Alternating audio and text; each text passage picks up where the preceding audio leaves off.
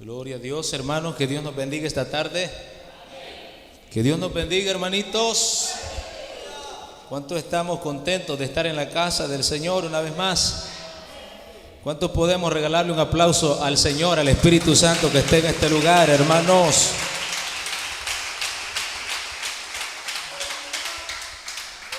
Yo creo que el Espíritu Santo de Dios está en medio nuestro. Yo creo que la Trinidad, el Padre, el Hijo y el Espíritu Santo se mueven en este lugar, hermanitos. Y qué bueno, Dios bendiga a la iglesia presente, los hermanos, hermanas, jóvenes, niños, amigos, si hay hermanos en medio nuestro. Qué bendición esta tarde poder estar en la casa del Señor. ¿Y cuántos creen que van a ser bendecidos esta tarde y se van a ir diferentes? Yo creo que cuando venimos a este lugar, hermanos, venimos con una gran confianza de que papá está aquí. Y si papá está aquí, todo va a estar bien, hermanos. Amén, hermanitos. Yo, hermanos, escuché una historia por ahí de un turista. Y dice él que iba, a abordar el avión rumbo a otro país. Y la sorpresa que iba un niño al lado de él. El niño agarró el boleto. Cuando subieron el avión, se sentó al lado de él. Y cuando el avión iba en marcha, en vuelo, dice la historia que el avión comenzó a meterse en una tormenta. Y la tormenta comenzó a mover el avión de un lado para otro. Y la gente, los pasajeros comenzaron a gritar, comenzaron a asustarse, decían nos vamos a morir. Pero la sorpresa del hombre que dice que el niño que iba al lado de él no estaba preocupado, sino que sacó un libro y estaba coloreando, tranquilo. Y le dijo, niño, ¿qué te pasa? ¿No ves que el avión está a punto de caerse? Y tú estás bien tranquilo mientras yo estoy bien asustado porque nos vamos a morir. Y el niño dice que le dijo, yo estoy tranquilo porque el piloto del avión es mi papá. Y si mi papá lleva el piloto, va piloteando este avión, yo creo que todo va a estar bien y vamos a llegar a tierra. Entonces el niño confiaba plenamente en el conocimiento, en la habilidad de su papá porque él llevaba el avión. Ahora yo le pregunto a usted, ¿cuántos confiamos en nuestro Padre?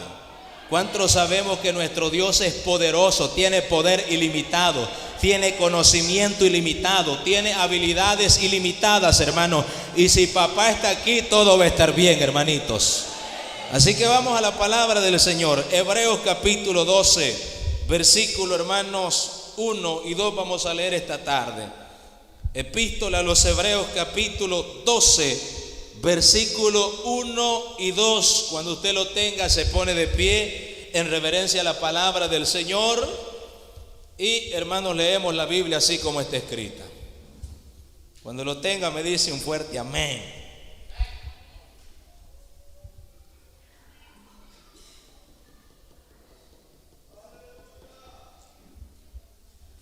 ¿Lo tenemos todos, hermanos?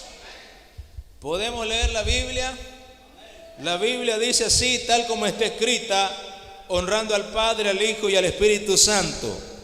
Por tanto, nosotros también, teniendo en derredor nuestro tan grande nube de testigos, despojémonos de todo peso y del pecado que nos asedia, y corramos con paciencia la carrera que tenemos por delante, puesto los ojos en Jesús, el autor y consumador de la fe, el cual por el gozo puesto delante de él sufrió la cruz, menospreciando el oprobio, y se sentó a la diestra del trono de Dios. Amén, hermano, esta tarde. Siéntese.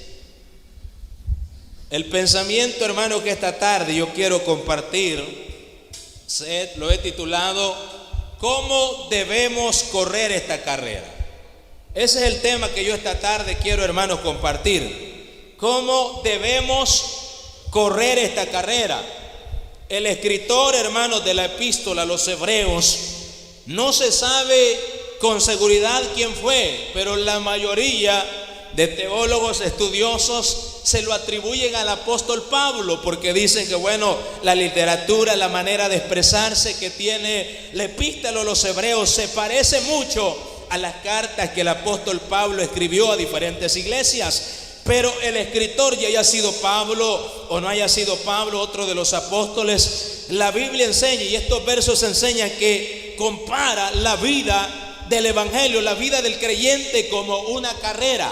El escritor a los hebreos está comparando la vida, hermanos, de aquel que viene a Cristo como uno que comienza a emprender una carrera, hermanos y hermanas. Y yo quiero decirle que la Biblia, nos enseña que nosotros, hermanos, sabemos de dónde venimos claramente, y sabemos dónde estamos ahora, y sabemos cuál es nuestra meta, cuál es nuestro objetivo, cuál es nuestro deseo un día poder terminar esta carrera. Pero el escritor a esta epístola dice, que el evangelio es como una carrera, y está llamando a la iglesia a correr la carrera con paciencia. Pero algo, hermanos, que llama la atención en este verso, que podemos ver que él dice: tenemos en derredor nuestro gran nube de testigos, pues despojémonos de todo peso y de pecado, de todo peso y del pecado que nos asedia, y corramos con paciencia la carrera que hemos tomado por delante, hermanos y hermanas. Yo creo que usted, desde el día que usted le entregó su vida al Señor, usted sabe que está corriendo una carrera, y usted sabe, hermanos y hermanas, que en medio de esa carrera, o en esa carrera que usted ha tomado, habrá todo tipo de adversidades, todo tipo de dificultades, todo tipo de obstáculos, pero una gran confianza y una gran seguridad que usted y yo debemos tener, que aquel que nos llamó a esta carrera también nos ha de capacitar para nosotros poder vencer todo tipo de obstáculos y poder llegar a la meta final de esta carrera que usted y yo hemos emprendido, hermanos y hermanas, en esta tarde. Entonces esa es nuestra gran fe, nuestra gran esperanza. ¿Sabe qué está diciendo el escritor a los hebreos aquí? Mire, tenemos en derredor nuestro gran nube de testigos. Él está diciendo hombres del ayer, hombres del Antiguo Testamento, hombres aún del Nuevo Testamento, que emprendieron esta carrera y vencieron grandes obstáculos, pero que llegaron a la meta final en victoria. Eso está diciendo grandes hombres, hermanos y hermanas, que encontramos en la Biblia, que al igual que usted y yo, de carne y hueso, emprendieron esta carrera en medio de todo tipo de adversidades, pero confiaron en aquel que los había llamado y llegaron a la meta final. Ahora yo le puedo decir a usted, usted está aquí no porque el hombre lo ha llamado, usted está aquí no porque alguien lo convenció, usted está aquí porque un día el Espíritu Santo de Dios lo convenció, la convenció, y está en este lugar, y aquel que lo llamó y la llamó va a ser fiel hasta la meta final, hermanos y hermanas. Entonces nosotros, ¿cómo debemos correr esta carrera? Yo solamente le voy a mencionar al menos dos aspectos, hermanos, esta tarde. Dos de cómo nosotros debemos correr esta carrera, cómo nosotros debemos tomar esta carrera que hemos elegido. Porque yo creo que la mejor decisión que usted tomó en su vida es entregarle su vida, su corazón al Señor. Porque yo creo que la mejor decisión que el ser humano puede tomar, hermanos y hermanas, es decidir seguir a Cristo hasta el final. Y usted, mire, yo le puedo preguntar, antes de venir a Cristo, usted quizás llevaba una vida sin rumbo, sin propósito, no tenía claro un blanco, no tenía claro una meta. Pero desde el día que usted y yo le entregamos nuestra vida al Señor, ahora sí tenemos claro la razón por la cual estamos en esta tierra, y ahora sí tenemos claro cuál es nuestra meta final, hermanos y hermanas. Porque verdad que usted sabe de dónde viene, dónde está y para dónde va. Amén, hermano. Verdad que usted sabe para dónde va, hermanita. Hermanos, verdad que saben para dónde van. ¿Verdad que ustedes saben, hermanos, cuál es nuestra meta final? Ustedes saben cuál es nuestro destino en el mundo. Mira, una persona sin Cristo no tiene rumbo ni tiene destino. Y así estábamos usted y yo. Pero desde el día que nosotros le entregamos nuestra vida a Cristo, ahora nuestra vida tiene sentido. Y si vivimos en esta tierra, mientras vivamos, vivimos para el Señor. Y si un día morimos o Cristo viene, sabemos cuál es nuestra meta, nuestro objetivo, nuestro blanco perfecto, Cristo Jesús, hermanos y hermanas. Entonces, ¿cómo nosotros debemos correr esta carrera? ¿Cómo, hermano? Y lo primero aquí que el escritor enseña es esto, mire: despojémonos de todo peso. Y no dice de todo peso del pecado, no, de todo peso, y luego dice y del pecado. Dos cosas muy diferentes. El escritor dice: despojémonos de todo peso. Y sabe que un atleta que corre esas grandes maratones, uno de los grandes requisitos es que no va a ser gordito ni panzoncito igual a nosotros. Uno de los grandes requisitos es que tiene que ser una persona en forma, que no tenga mucho peso, que no pese más de 140 libras quizás.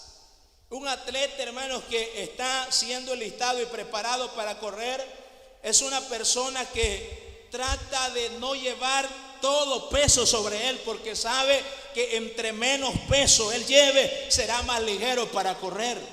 Sería ilógico que una persona que vaya compitiendo en una carrera y lleve encima 100 libras, hermanos, o lleve encima una piedra de unas 200 libras. Sería ilógico, porque eso no le impediría a él el avance en su carrera. Ahora yo quiero decirle esta tarde, mire, todo peso, cuando el escritor dice todo peso, está diciendo todo aquello que estorba el avance en nuestra vida espiritual, todo aquello que estorba nuestro avance en nuestra vida espiritual.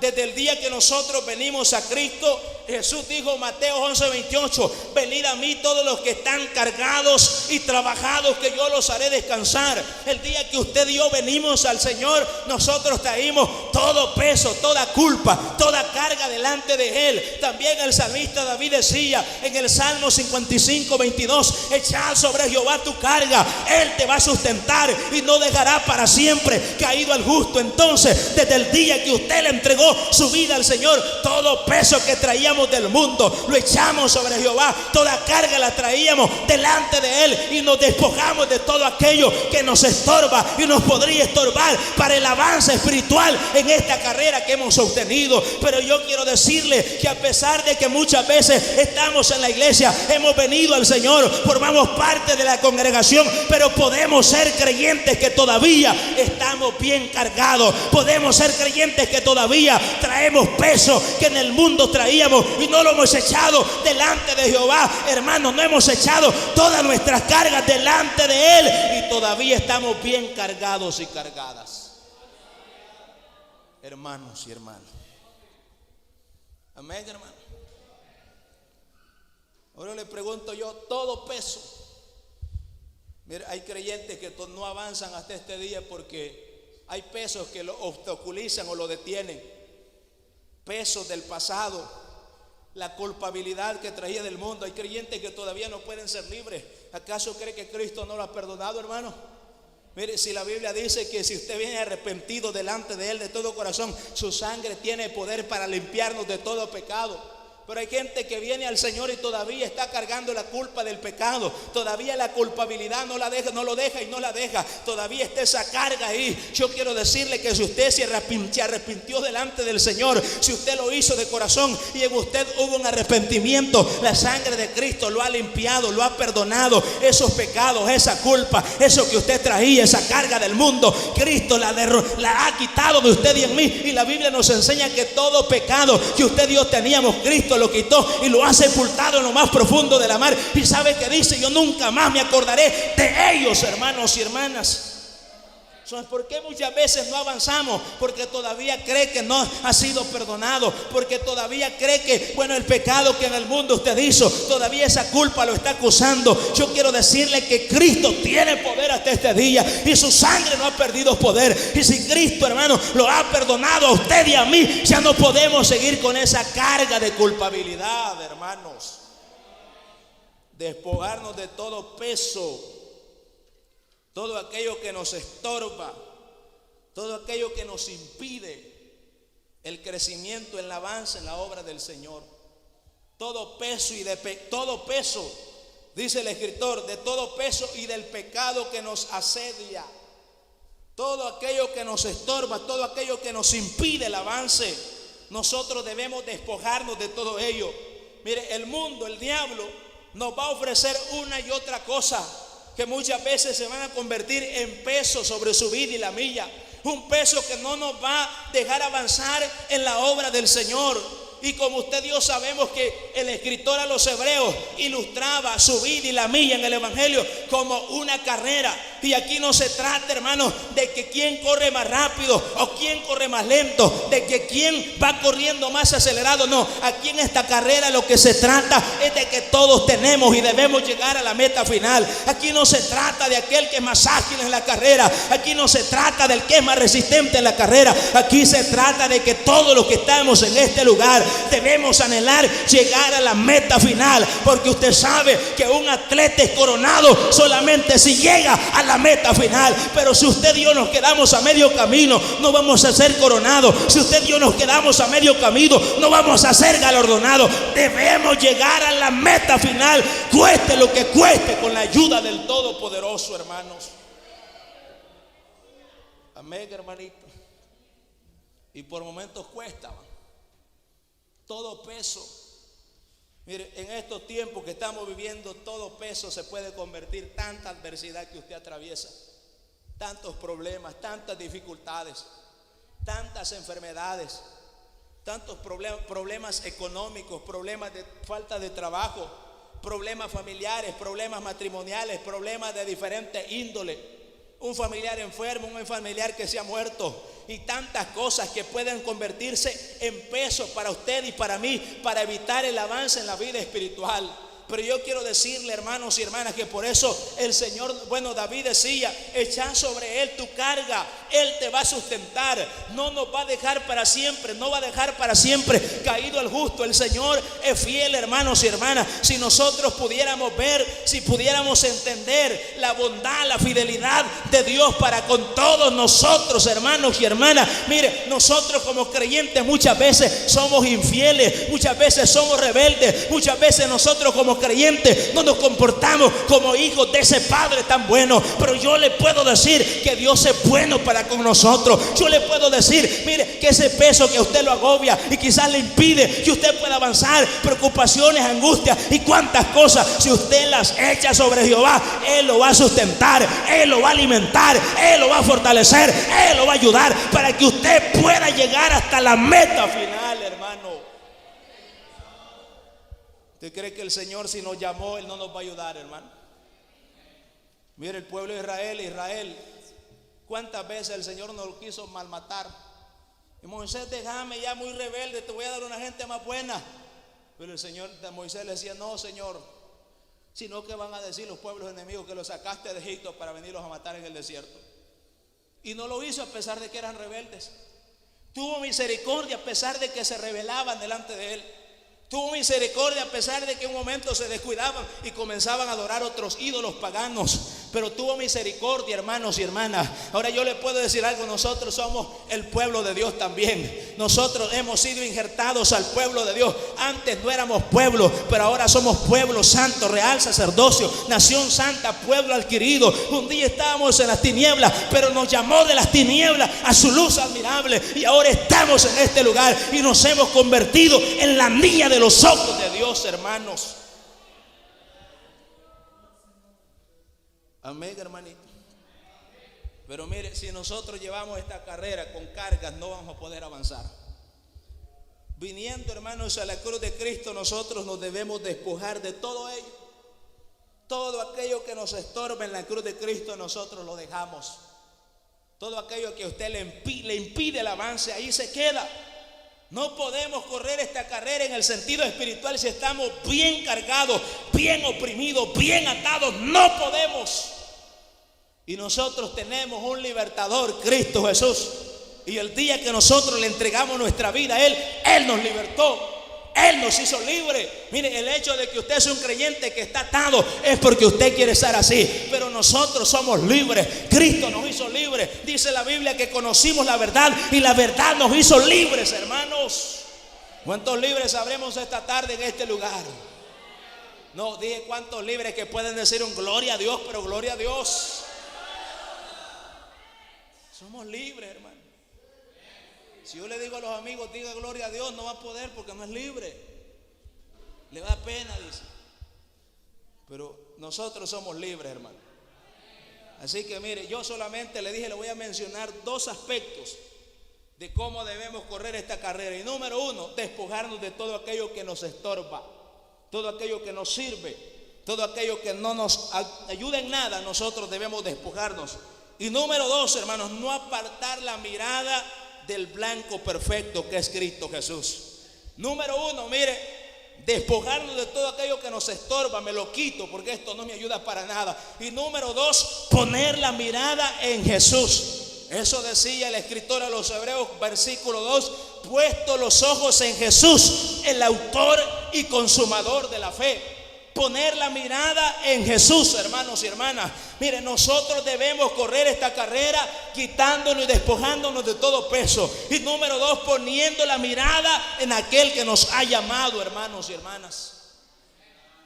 Cuando, alguien dice que una de las causas que causa también un accidente automovilístico es que alguien vaya distraído.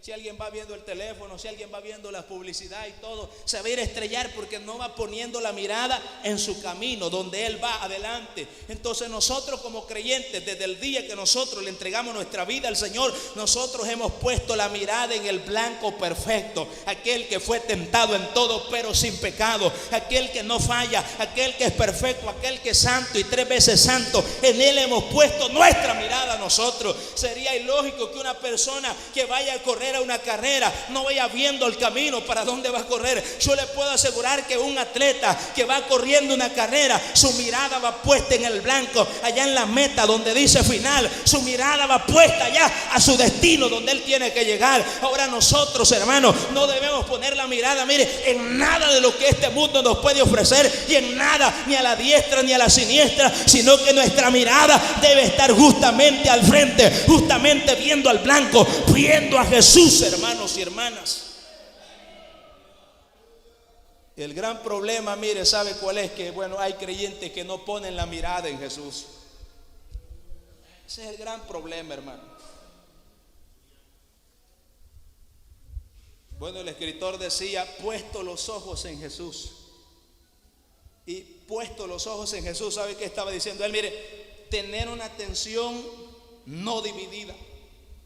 Una mirada alejada de todo lo demás, fuera de toda distracción, con el propósito de contemplar un solo objetivo y no más objetivos. Poner una sola mirada sin más distracciones, con el propósito de contemplar un solo objetivo, y ese objetivo se llama Jesucristo de Nazaret, hermano. Eso es poner la mirada en Jesús. No contemplar a nadie más sino que a Cristo, hermanos. Amén. ¿Por qué cree que mucha gente fracasa en el evangelio? O una iglesia que fracasa es una iglesia que ya no puso la mirada en Jesús. Y un creyente que fracasa es un creyente que ya no puso la mirada en Jesús, el autor y consumador de la fe. Y ese es el gran problema. Por eso, mire, el Señor nos está diciendo, nos está exhortando a la iglesia que nosotros pongamos la mirada en Jesús, en aquel que fue a morir por usted y por mí, y no distraernos por nada de lo que pueda pasar a nuestro alrededor, sino que nosotros poner la mirada en aquella persona que un día vino a esta tierra, pero que ascendió a los cielos y ahora está sentado a la diestra de Dios Padre. Eso es lo que nosotros, la iglesia, tenemos que hacer. Porque hay un gran problema, mire, cuando nosotros apartamos la mirada de Jesús, incidentes van a ocurrir. Cuando una persona va conduciendo y aparta la mirada de donde él va conduciendo, se viene a estrellar, un accidente, algo va a ocurrir. Si usted y yo hemos emprendido esta carrera y dejamos de ver ese blanco perfecto y apartamos la mirada de Jesús, pues algo tiene que pasar, hermanos y hermanas. En el Evangelio capítulo, hermanos, 14 de Mateo, nosotros encontramos la historia de Pedro y los discípulos. Dice la Biblia que ellos estaban en el mar de Galilea a medianoche. El mar de Galilea, se cree que es un lago, no un mar, pero muy grande, donde a medio lago se levantaban tormentas muy agresivas. Y dice la historia y dice la Biblia que los discípulos estaban en alta mar, estaban en la barca. Jesús se fue a orar al monte con toda la multitud que lo seguía. Ellos estaban en alta mar y a medianoche se comenzó a levantar una tempestad tan grande. Y Jesús, dijo: voy a ir donde los discípulos. Y se fue por la mar caminando. Cuando llega donde ellos, que estaban en medio de una tormenta, dice la Biblia que los discípulos se espantaron y dijeron: un fantasma. Y el maestro le dice: no teman, no tengan miedo, soy yo, soy el maestro. Y cuando Pedro, que estaba ahí, siempre siendo uno de los discípulos más sobresalientes, le dijo: maestro, si eres tú, dime, manda que yo camino sobre las aguas y vaya tras ti. Y dice la Biblia que el maestro le dijo: está bien, Pedro, ven, camina sobre las aguas. Y Pedro, dice la Biblia, que comenzó a caminar sobre las aguas. Pero el gran problema, ¿sabe cuál es? Y hasta eso hay himnos, cantos, coros hay de Pedro cuando su fe le falló.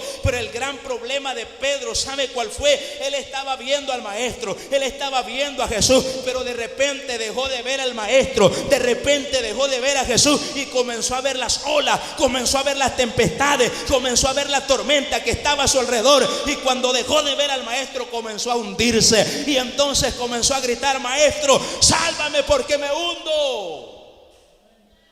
Entonces, nosotros, ¿cuántas veces nos hemos hundido porque no estamos viendo al maestro, hermano? ¿Cuántas veces nosotros estamos en medio de la tormenta y no estamos viendo al Cristo de la gloria? Nosotros tenemos en poco el poder de Dios y muchas veces tenemos en poco al Dios el cual nosotros hemos conocido, hermano. Y vemos más el problema, vemos más la tormenta, vemos más la adversidad y no vemos a Jesús, hermanos y hermanas. Dice la Biblia que Jesús le dijo: ven, Pedro.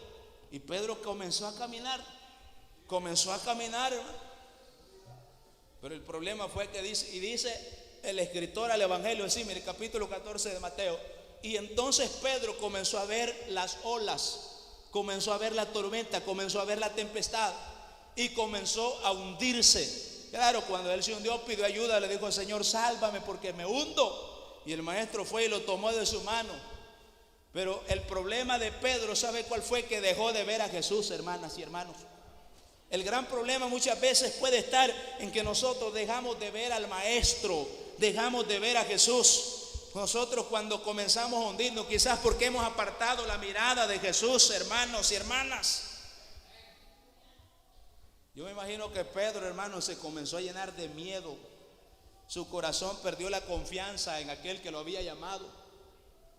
Se comenzó a llenar de miedo y comenzó a desconfiar de aquel que lo había llamado. Entonces, ¿cuántas veces usted se ha llenado de miedo, de terror, de pánico?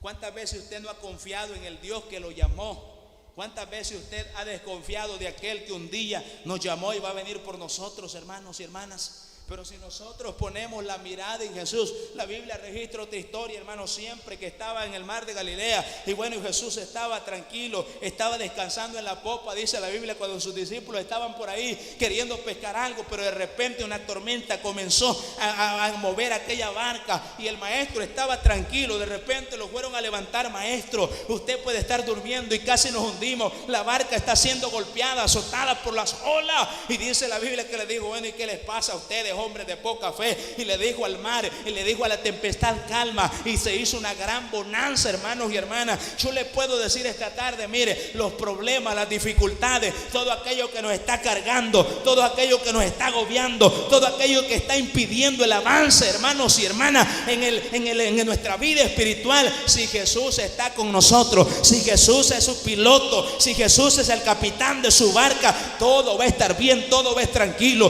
todo va a estar tranquilo. Porque al Cristo de la gloria que nosotros hemos creído, aún los vientos y el mar le obedecen, hermanos y hermanas. Amén, hermanito. Le obedecen. Entonces el gran problema fue que apartaron la mirada de Jesús. Y hay consecuencias, hay adversidades, hermano. La Biblia está llena de historias. Cuando nosotros vemos la historia de Sansón, Sansón era un muchacho que desde el vientre de su madre fue apartado para ser un libertador del pueblo de Israel en el tiempo de los jueces. Y este muchacho era nazareo desde su nacimiento, es decir, que no iba a probar vino y ni navaja iba a pasar por su cabeza. Y dice la Biblia que el Espíritu de Dios, hermano, habitaba sobre él. Y el secreto que él tenía, que en su cabello no había habido navaja que lo hubiese rapado. Ahí de ahí consistía su fuerza.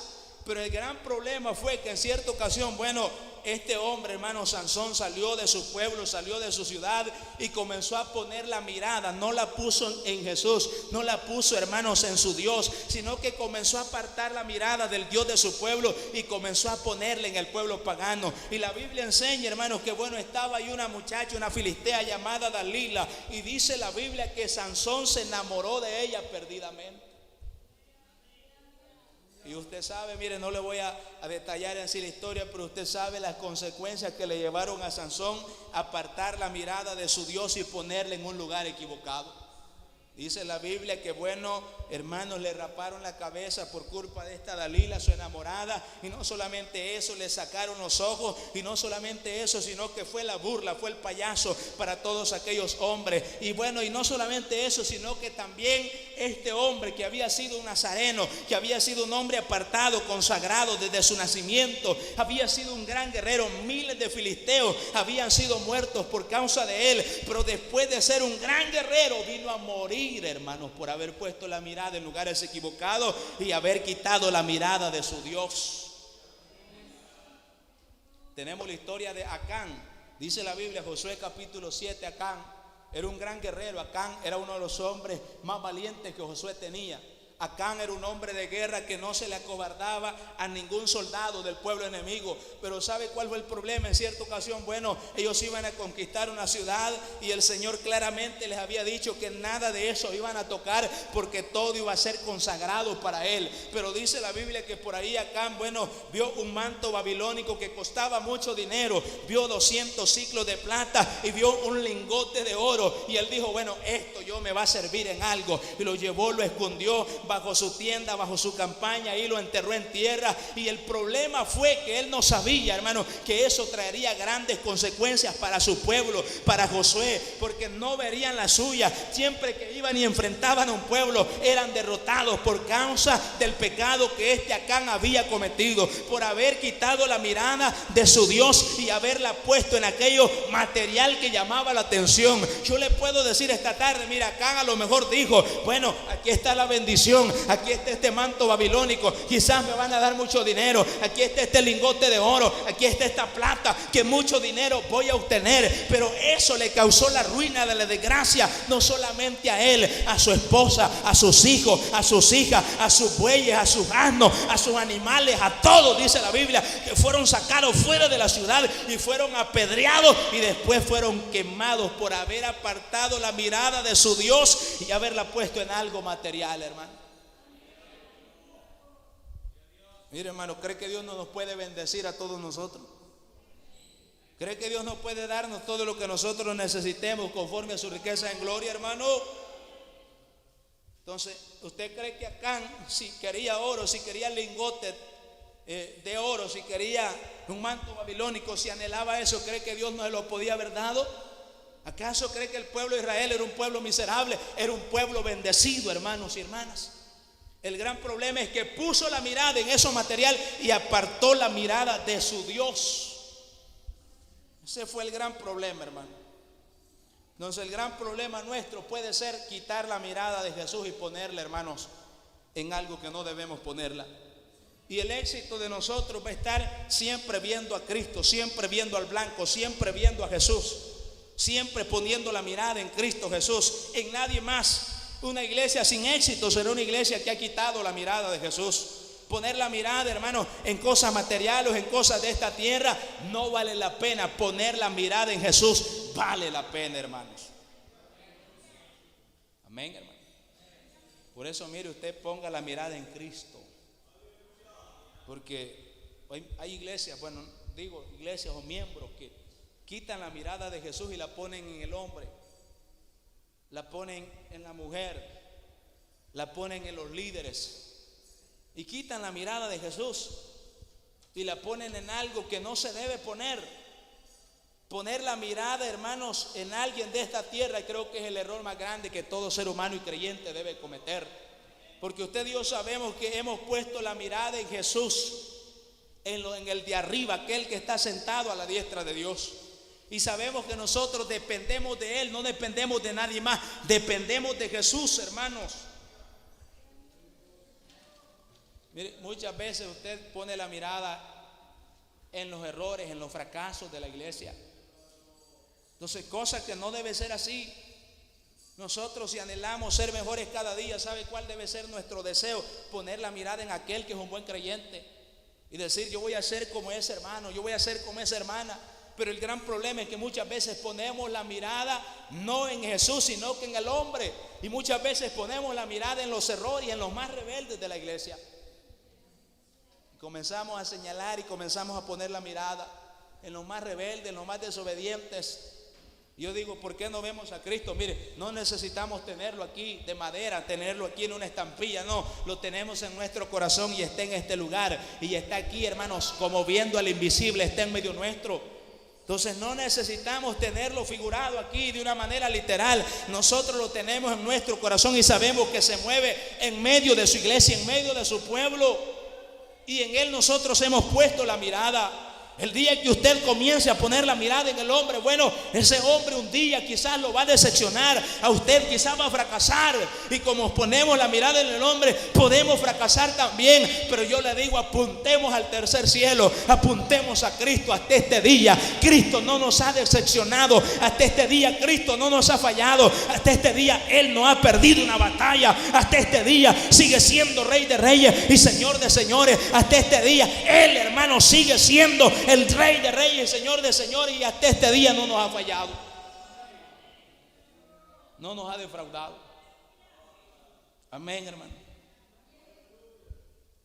Entonces, ¿por qué no poner la mirada en ese Cristo? ¿Por qué no poner la mirada en Él?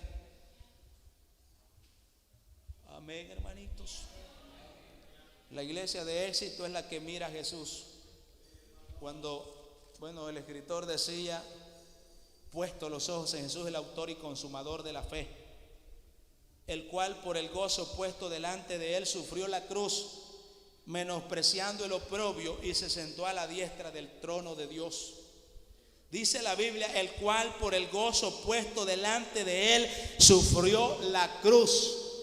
Cuando aquí, miren, el versículo 1 dice: nosotros tenemos en derredor nuestro gran nube de testigos, de hombres y mujeres que padecieron y corrieron esta carrera. Pero aquí también el versículo 2, nosotros tenemos a nuestro gran ejemplo, al autor y consumador de la fe, que con gozo, con sumo gozo, puesto delante de Él, sufrió la cruz, menospreciando el oprobio. Dice la Biblia que Cristo, hermano, era 100% Dios estando en el cielo, pero se despojó de su gloria, de su trono, para venir a la cruz con gozo a morir por usted y por mí. Y no solamente tenemos alrededor nuestro en la Biblia grandes ejemplos de grandes hombres que corrieron esta carrera y padecieron, sino que tenemos el ejemplo número 1, Cristo Jesús, que murió siendo Dios en aquel madero, que lo escupieron, lo crucificaron, atravesaron una lanza en su costado, que lo injuriaron, se burlaron de Él, estando allá en aquel madero, y con gozo dice la Biblia que padeció eso por amor a usted y a mí. Ahora lo menos que nosotros podemos hacer es con gozo correr esta carrera, es con paciencia correr esta carrera. Por un momento quizás la paciencia es la que menos, hermano, nos falta. Por un momento quizás la paciencia es la que se termina en esta carrera que nosotros estamos caminando. Pero la Biblia y el Señor nos demanda que debemos correr con gozo y con paciencia esta carrera, esperanzado y teniendo la confianza y la seguridad de que aquel que nos ha llamado a esta carrera un día nos ha de llevar con Él, y que todo lo que hemos de atravesar, todas las adversidades y todo lo que quizás usted está atravesando en esta carrera, obstáculos que tiene que vencer, un día se van a terminar y ya no habrá más sufrimiento en esta tierra, sino que ya todo será gozo, paz, felicidad delante de la presencia del Dios Todopoderoso, hermano.